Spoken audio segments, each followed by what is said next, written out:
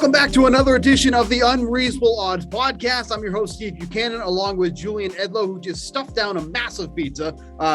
Apologies. It was a personal pizza, and we're not going to say from where because we don't do free ads here on Unreasonable Odds. If this place sponsored us, I would be very happy and also gain a lot of weight, but also be very happy. Who cares? I mean, we're both wrapped up with women already. Like, it doesn't matter if we gain weight anymore. I mean, it's all good. It's all good. True. But we are here to wrap up week 11. We're going to start off with Cash It or Trash It as always. We're going to look ahead to week 12, both the same Thanksgiving Day slate and the normal Sunday slate. And then, of course, Odds Are is back with Johnny Avello. He'll be giving us the insight on the sports holiday edition. I was going to say we're recording on Tuesday, November 23rd. This is the one and only Unreasonable Odds podcast. Yes. For this week. We will not be recording on Thanksgiving. We'll be eating and watching the games like you guys are. That is correct. Maybe not placing a lot of bets on Thanksgiving because really a lackadaisical slate, I guess you could say, but we'll briefly touch on that as well. Certainly. As always, make sure to follow the podcast Twitter page at Unreasonable Odd on Twitter. And then, of course, our personal accounts at Julian Edlow, at SBuchanan24. I'll do some giveaways, give us some plays. So make sure to follow all those accounts there as well. Let's start it off, as always, with Cash It or Trash It, which was another profitable week for the books because nobody is good in the NFL. You can't trust anybody, especially anybody who's favored, it feels like at this point. But I have at least one team that was favored that did cash. That was the Dolphins going against the Jets. The whole thing, betting against bad teams proved to be profitable in that sense there, as the Dolphins were able to take down the Jets a little closer than I would like. But they were able to win that game by 7 points, easily cover the -3.5 point spread. Joe Flacco played a lot better than I think many expected, but wasn't enough as the Dolphins took that one down 24-17. So easy cash on the Dolphins -3.5. I mean, that's what I cashed too. I got it at 3. Liked the Miami side. It was very public. The Jets were the sharp side, took some sharp money, but that's what happens when this sharp money stuff, when it's on the Jags against the Niners, those type of teams, count me out. Not that I bet on the Niners, but the Dolphins I did trust, and they came through. That was the only side I played, but I did play some Packers +9.5 in-game and threw that out on Twitter. I've been trying to do some more in-game betting and in-game player props. So if you follow along on Twitter, giving it out on Twitter. So if you follow along on Twitter, we'll get you some of those. I will. Steve won't, but people have been calling for it apparently. Yeah, people have been calling for it. Give the people what they want. All right, that's my cash. I will do my trash first, which I wanted to do the Dolphins. I was like, forget sides. I'm the best bet on our Sunday sweat show. I'm gonna get cute, go with the prop. Najee Harris. Workload back against the worst run defense by a mile in the NFL. And of course, somehow the Steelers just throw all these dorky screen passes and reverses to receivers, and Harris doesn't get there and then gets hurt late. And it was not meant to be. It was a perfect spot, I felt, for Najee Harris. Maybe you just don't do this with a road dog, but I thought the Steelers would be in it. They were in it. I thought it would be high scoring. It was high scoring. The Steelers scored whatever it was, 37 points on the road in that game. So if you tell me that beforehand, I'm making it like a 4-unit play, and it doesn't even come close. Yeah, that was a brutal one too. I think even at the halfway point, he wasn't even halfway there. Like, it was just so odd for somebody that's, taking care of literally 50% of the touches on the team. And he wasn't even halfway towards his run total, which seemed very reasonable considering the situation and the matchup. I was on the Cowboys, +2.5, going against the Chiefs who can't cover. They covered. And not only that, did they cover? The Cowboys couldn't even cover the 8.5 if you tease them up. Even worse. This has been something lately. The Vikings now have won 2 in a row, and they've been a popular slight dog to tease up. Yeah. They're the only one covering. Like, it was the Raiders. It's been some Cowboys spots. The 2-point dogs going up have not been very good the last couple of weeks. And one of the teams that we talked about that could be, part of that teaser was the Bills, getting them down to 1.5. wasn't even close. Forget that one. Getting the Bills down to basically win the game was never a contest. The Colts taking that one 41-15. So, bad week for teasers. There weren't many options on the board to begin with, but the ones that you could take advantage of just weren't working out at all. So that was definitely a tragedy for me.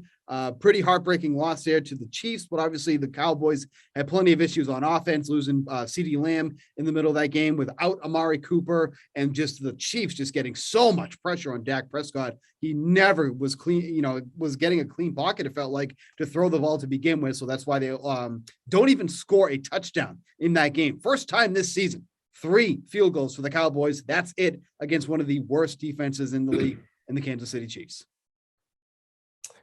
All right. Well, that's our cash it and trash it. We're going to move quickly today. We'll go to Odds Are with Johnny Avello, bring him in, take a peek behind the book a little bit. And then when we come back from that, we will look ahead at the whole Week 12 board. You heard the music. It's not Monday, but it is Odds Are with Johnny Avello. Special Tuesday holiday week type of segment here. So we get to recap all of Week 11, and we get to get into this weird looking Week 12. Johnny, how are we? Doing well, guys. Thank you very much. Good to see you both again. Always good to be seen. The madness continues in Week 11. On Sunday morning, some people might have considered the Titans the best team in the AFC. Now that team has lost to the Jets and the Houston Texans. So we have to imagine here Tennessee losing outright was a huge win for the books just in general and on those money line parlays. Well, there's an asterisk on that best team phrase, as you call it. That was all predicated on Derrick Henry's return in the very near future. Not even sure if that's going to happen or not. But now to the game last week, that was one of the bigger revenue generators of last Sunday. And it's, when you look at it, it's not really that shocking with their squeaker over the Saints 2 weeks ago, and then the Texans having the week off. So when you look back at things, you can justify them, can't you? Hindsight's 2020. The other most surprising result was the Colts marching into Buffalo and destroying the Bills, and that really kind of makes Julian and I sweat our Colts to miss the playoffs bet that we put back before the season started. How did the book do on this game?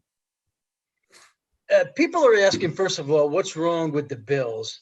And it's a mid-season slump, but don't take anything away from the Colts playing much better, taking Tennessee to overtime a few weeks back, then mopping the floor with the Jets.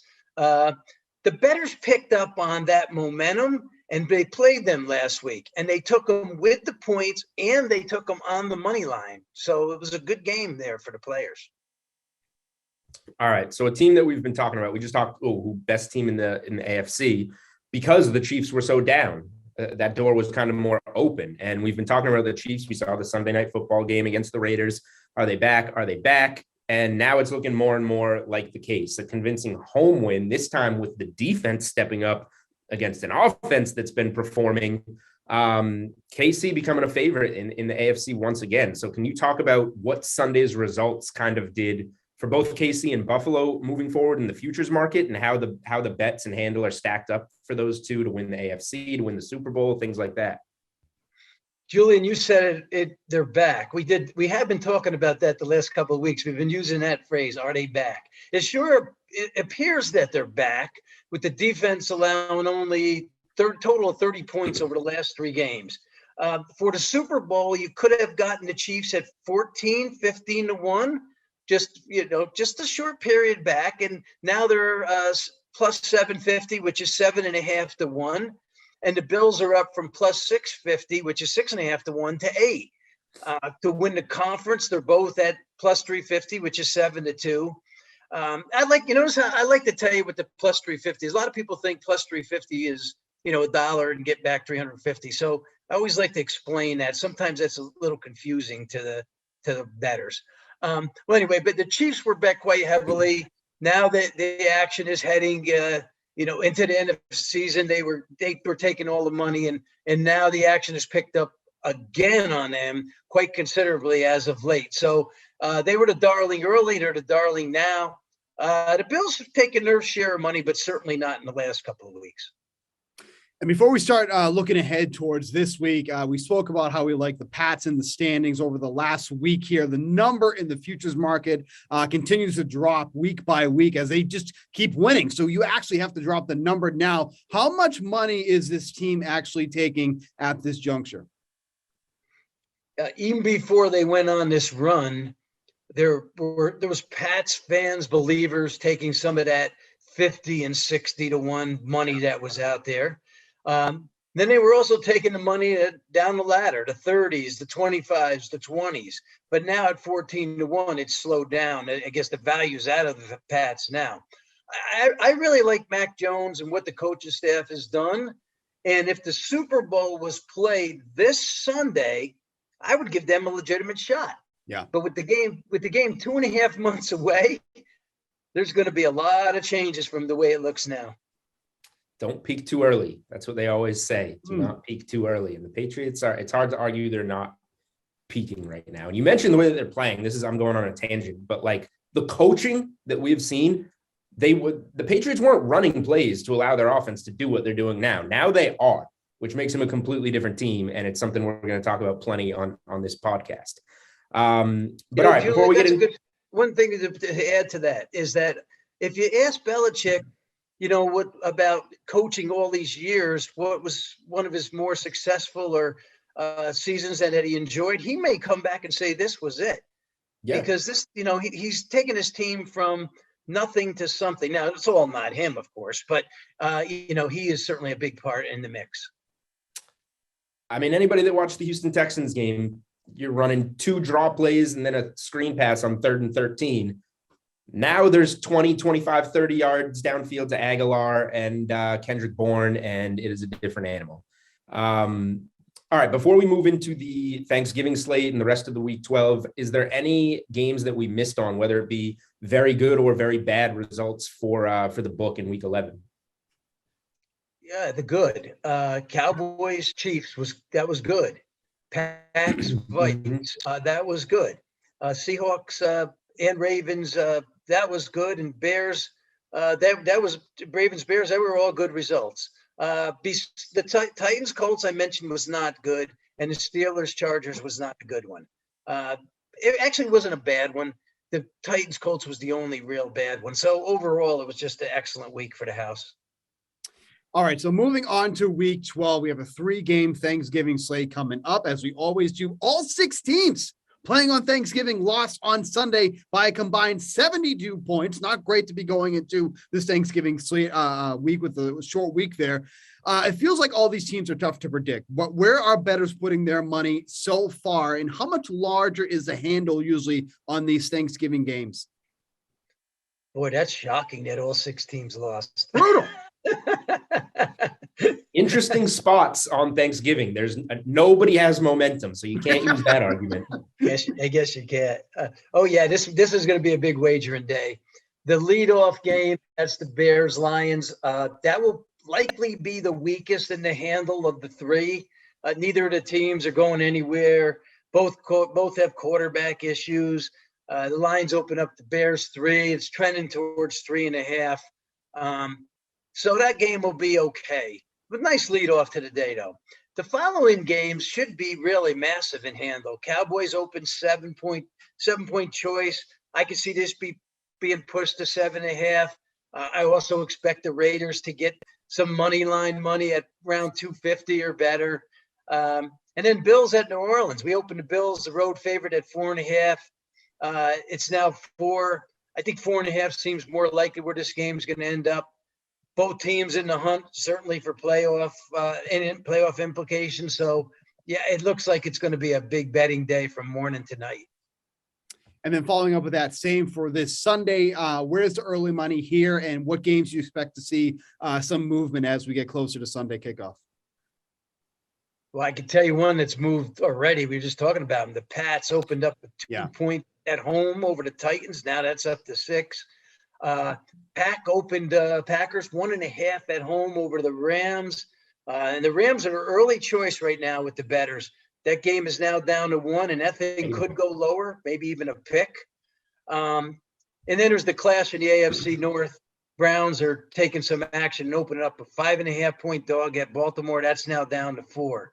So those are the 3 right now that have taken the most action. All right, Johnny, we're going over to some college real quick before we let you go. Starting college football, biggest matchup of the weekend. Ohio State goes to the Big House on Saturday in a matchup they've dominated in recent years, but Michigan's a better team than usual this time around. That does not mean it will be their year, and I do not think it will be, but better team than usual for Michigan. The Buckeyes still favored by more than a touchdown here. Is this one going to keep moving? Number one, in favor of the Buckeyes, do you think? And number two, where I assume it's Buckeye money, but you let me know where it is and if any Michigan money lines come in or anything like that. I expect this to be the biggest right of the day in spite of its early start. And the reason I say that is not everybody's up, especially on the West Coast at 9 a.m. for you guys. Betting purposes. But this is such a big game. I expect this to write a ton of action. We opened the Buckeyes 6.5. It's now 8. I kind of believe that's the ceiling. I can't see it going much higher than that. And I guess the question is here, you mentioned it, Julian, can Harbaugh get it done? Because this possibly might be his might be his last chance. I've watched this movie a few times, and I know where my money's going to be on Saturday. I feel bad for you guys in Vegas, though. You're right. The 9 a.m. kickoff is ridiculous. This should be the Saturday night game. Well, don't feel so bad for us on the games you're watching that start at 11, because then it's 8 here. Perfect transition, Johnny, because tomorrow it's Thanksgiving week. I have to wake up early on Wednesday morning and do like a 6.5 hour drive with my family. Now that is not going to prevent me from staying up for 10 o'clock tip off here on the East Coast for Gonzaga and UCLA, 1 versus 2 college hoops. Final Four rematch, the game of the tournament last year. Suggs banking in the half court shot to go to the final. And then later, the Zags testing themselves early. Both these games in Vegas. On Friday, they're going to play Duke in Vegas. That one was up on DK Sportsbook early. I saw it at 4.5, go to 5.5. Now it's off the board, obviously, with the big game on Tuesday. What type of handle are we looking at on these big Feast Week games? Feast Week, one of my favorite. These college hoops games tipping off bright and early and going late through the night. Yeah, the handle's been great overall on one of the greatest sports to bet on is college basketball. I mean, it's amazing. Not only Steve doesn't know this. Steve doesn't bet college basketball. He's joyless. Doesn't like it. Oh, it's great. It's great. He likes March Madness, though. I know. That he does. Barely. Yeah. You mentioned we had that Duke game up. We don't normally put up games that far unless it's a big. I was surprised. We only put up the games like a day in advance. So to the Gonzaga UCLA game in Vegas tonight at 7 p.m. at the T-Mobile, which I will be attending. I knew you would be. Yeah, and it should be outstanding. It's this game we opened up the Zags like 5.5. We're up to 6.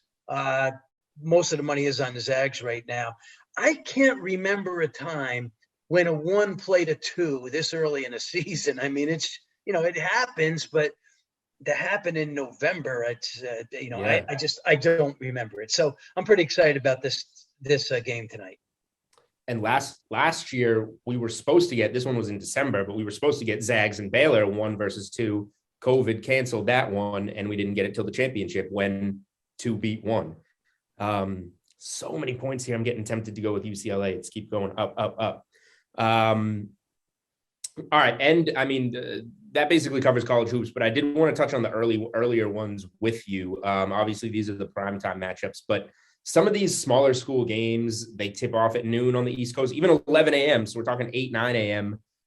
Bowl of cereal for you guys in Vegas. But what has the handle been like on those type of games during Feast Week? Because we're in that time where just kind of Thanksgiving through New Year's, there's a lot of these holiday tournaments with weekday early tip-offs. But the handle's been good, and I feel really bad for anybody that owns a business because their employees they're not actually zoomed in, so to speak. This is why we work here, because it's our jobs to deal with this stuff. Yeah, they're not zooming in, so they're out there watching the game and betting the game. So, yeah, we take advantage of that. Yes, I must admit we do. All right, that is Odds Are with Johnny Avello. Steve and I are going to take off and go do our jobs here. I'll go do my job by betting on and tweeting about some college basketball happening in the middle of the afternoon on a Tuesday. Johnny, happy Thanksgiving, and thanks for coming on with us. Same to you, Julian and Steve. Talk again soon. I appreciate it. Talk to you Thank next you. week. As always, thanks to our buddy Johnny Avello from the Draftkings Sportsbook, director of sportsbook operations, giving us all the insight on what's going on behind the book. Now we're going to look ahead to week 12 and the Thanksgiving Day slate. We're going to start with, you motion with your hand. What do you got to say? I forget what I was going to say, actually. I was going to interrupt you for something, but Okay. Don't tell my family this. I wish I was not driving to go see family this week. I wish I was driving out to Vegas to go to these Gonzaga games with Johnny Avello, with whatever you're doing with your Start phone that. right now. I'm recording. Start that segment again. So we're on to week 12 in the NFL. All right. So let's just throw this out there, okay? This Thanksgiving Day slate is not a good betting slate. Like we said in the segment with Johnny, all 6 teams lost, mostly ugly. These are probably games we would mostly glance past on a Sunday slate, but they're on Thanksgiving and we're all going to be betting them. And I do have a couple small plays that I'm going to give. I think I have a small play in each game probably that I'll give out. Okay.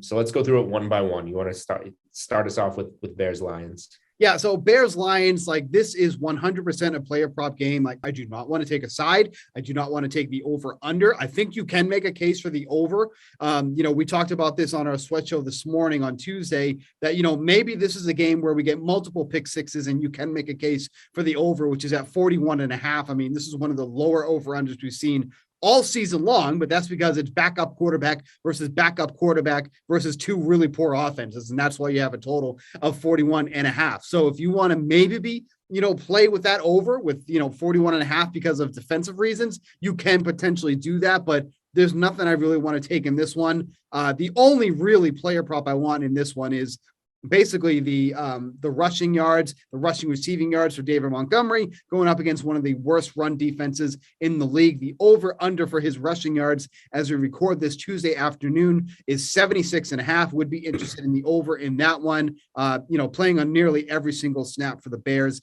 98% of the snaps last week, getting 44% of the total team touches. I would be interested in 76.5 for Montgomery. The matchup is there. The last time around against the Bears was 23 carries, a season high, for 106 yards, 2 shy of his season high. So the matchup is there. He's just on the road this time. If there's a prop in that game that I'm taking, it is Montgomery. You're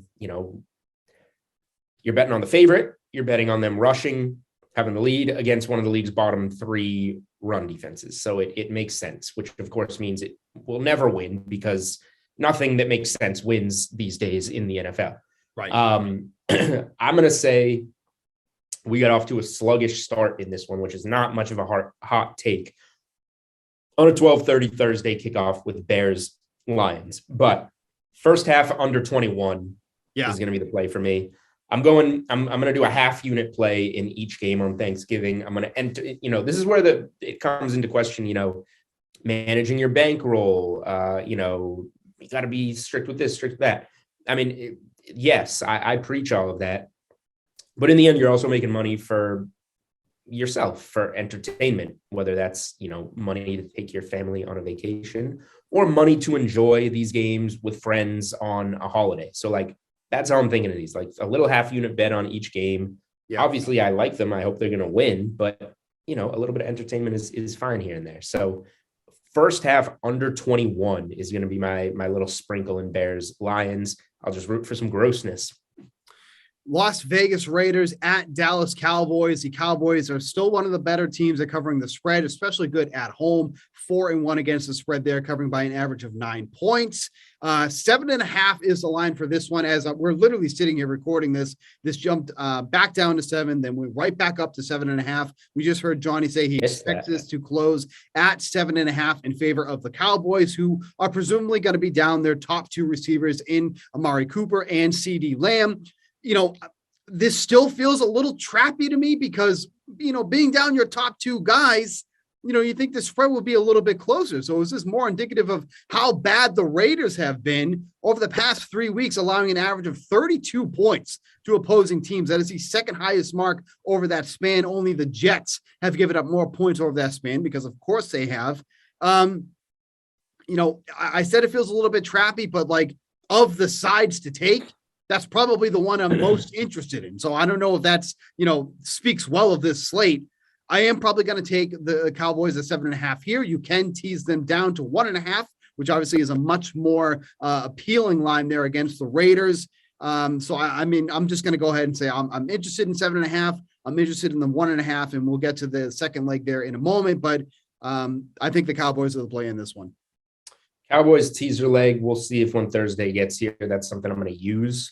But that's the only side interest for me here, is teasing it. If you told me I had to play the spread or the total by itself, I'm not laying 7.5. I would go to the under 51, just because top 2 receivers out for Dallas. Raiders don't have much. That said, we mentioned the guys that are out, and we expect CeeDee Lamb to be out. So I still think that Dak Prescott is going to be able to move the ball against a Raiders secondary that just got smoked by the Chiefs and then smoked by the Bengals, who are good quarterbacks, good receivers in, Tyreek Hill and Jamar Chase getting downfield.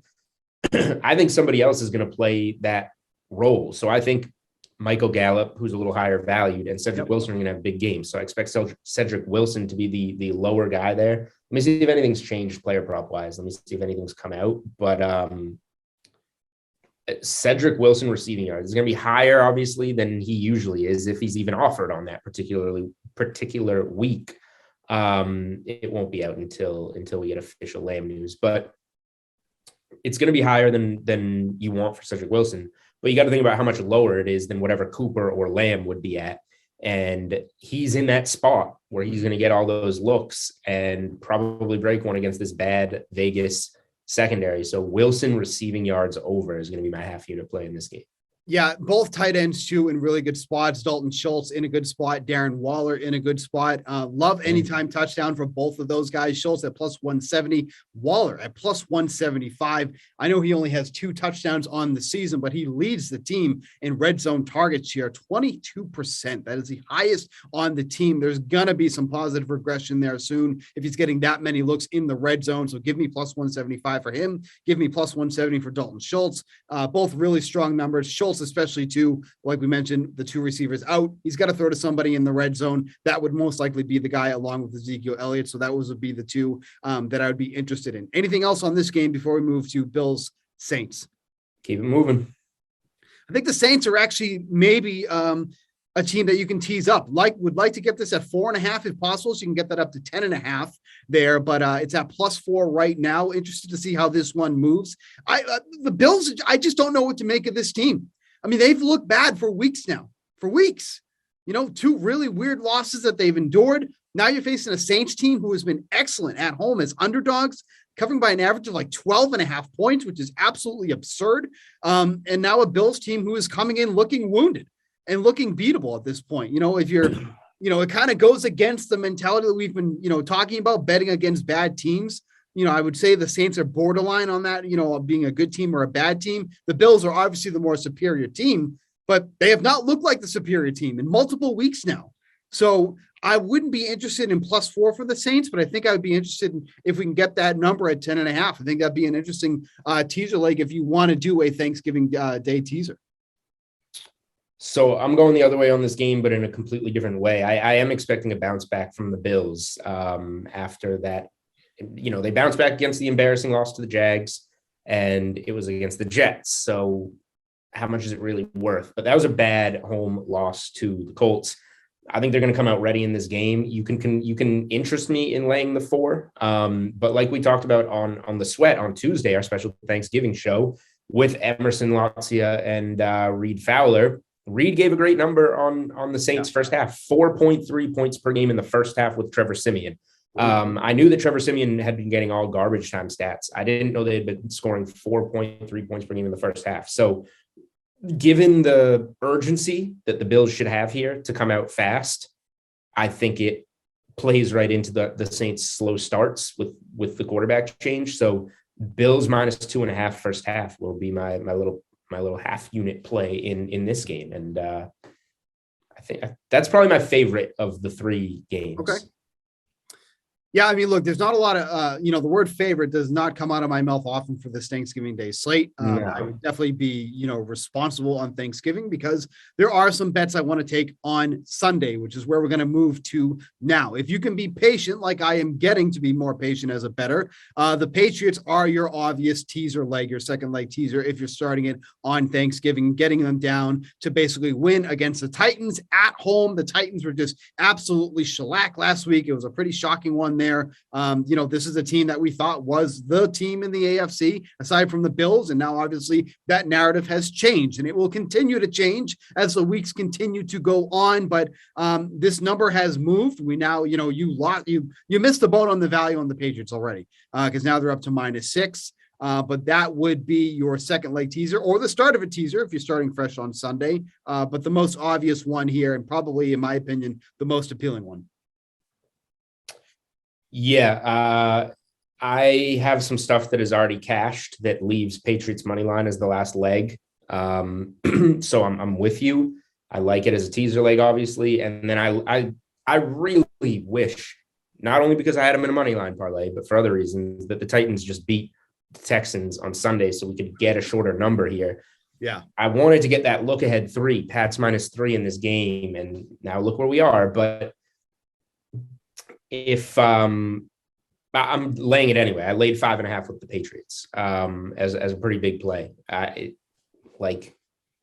get it. It's not value. It's a little too obvious, but the Patriots are the only team that looks for real right now. Yeah. On a week in, week out basis, they get the long week to prepare for this home game after the Thursday night shutout in Atlanta. I don't care about how Tennessee necessarily played on Sunday, but it's telling. And now AJ Brown is dinged up. Like if he's out, Julio's out. Yep. Derrick Henry's out. There's just no weapons going against maybe the hottest defense in the league and the Patriots. I don't know how they're going to score in this road game. So this is another, Atlanta was 25-0 and Tennessee's not as bad as Atlanta, but they're severely dinged. I'm just trying to come up with a score for this Patriots game, something like 24-9 type of Pats win. Yep. I really have no problem laying the points with the Patriots. Real quick too, what did you end up getting Matt Judon at for defensive player of the year? Plus 4,000, 40-1. Okay, so now because he's down all the way to 18-1 now at this point. The people and the listeners must be reading the NFL best bets.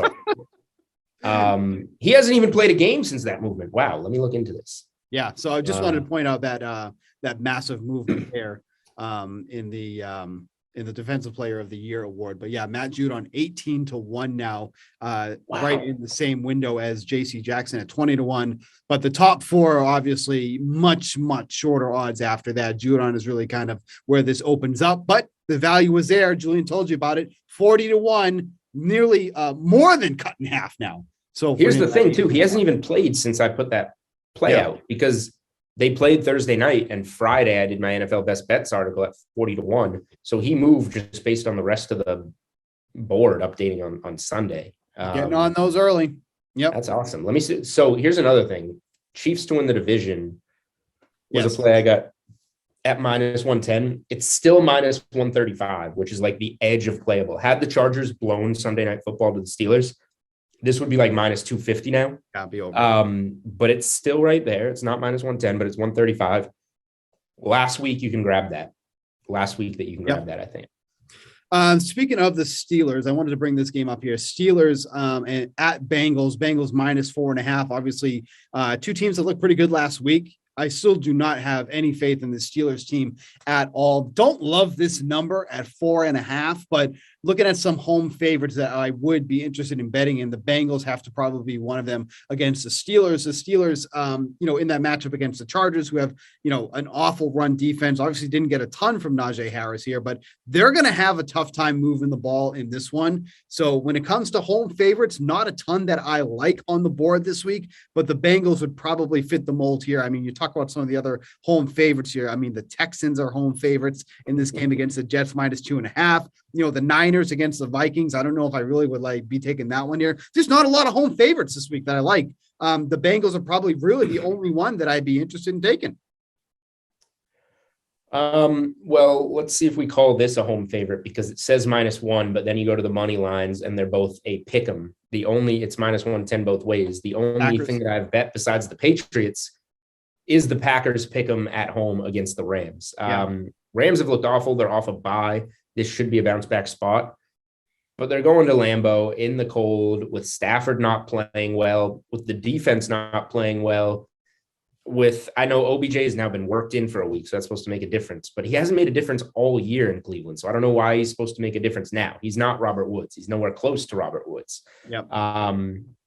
Cooper Kupp's Cooper Kupp. I expect him to play well and have a game. But prior to the loss in Minnesota, which was a tough division road spot for the Packers, this Packers defense had shut down and gotten wins over Kyler Murray.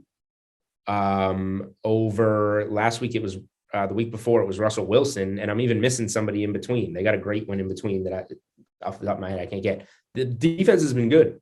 I think they're going to show up against the Rams at home at Lambeau. I hope we get some wintry mix for the Rams to come into. That would just be a cherry on top. It's not why I'm betting it. I like the Packers at home here. So those are going to be my two sides: the Pats and the Patriots. The Pats and the Packers for week 12. A couple of really gross games here, like Jets at Texans, Falcons at Jaguars, just, really close. Dolphins, Panthers. Yeah. Just some Eagles, really Giants is just a gross game we see twice every year. Yep. What do you think about this Buccaneers Colts game? The Colts are home underdogs in this one, plus 2.5, probably a nice teaser piece there.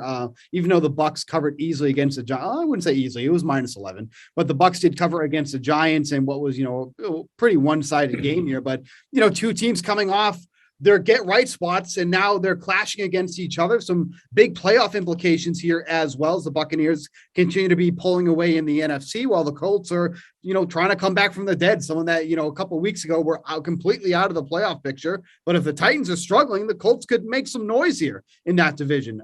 Where do you land on this one? Because this line is set perfectly, in my opinion, -2.5, less than one possession in this one.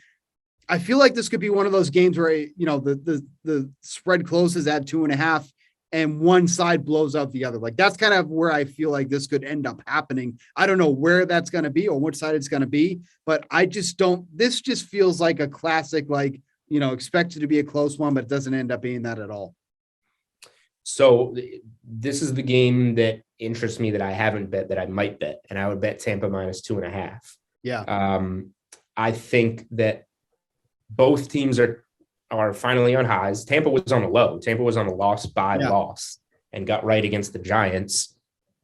The Colts have been great since their 0-3 start and just ran all over the Bills.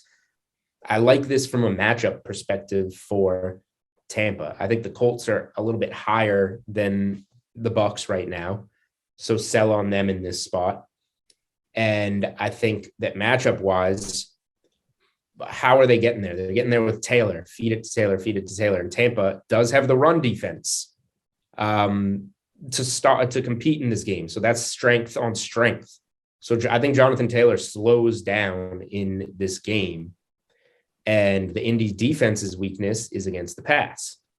Brady and those weapons getting after it in the pass. So I think the perception wise is really high on both, but matchup wise, I think this game really favors Tampa. So if a third game goes on my card, it's going to be Bucs, and I want to get them at under that 3.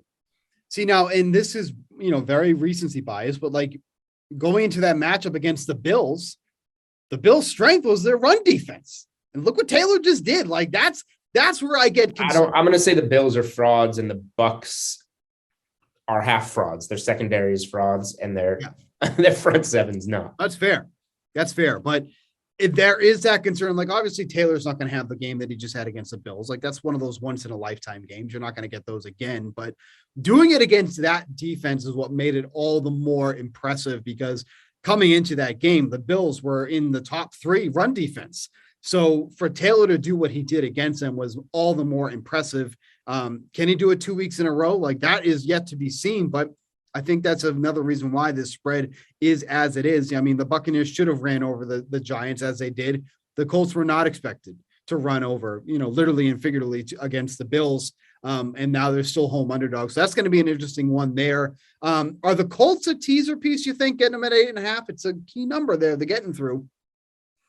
Yeah, I won't argue if that's what you like. Again, this is what I say about teasers. If that's what you like, I'm not going to argue with you if you tease correctly. And that's teasing correctly. You're getting a home dog up to 8.5 so that 3, 6, 7, 8 all don't hurt you.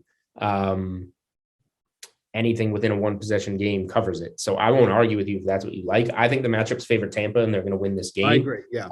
So I'm not going to go the other way and tease Indy.